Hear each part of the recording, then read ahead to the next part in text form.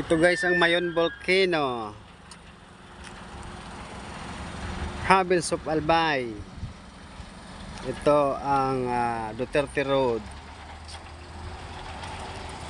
And si Our Lady of Salvation in Tamauyan, Legazpi City, Albay.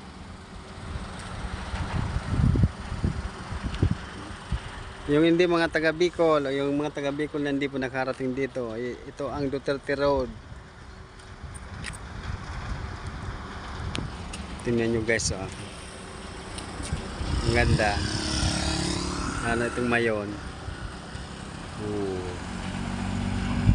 Oh, di ba? Oh.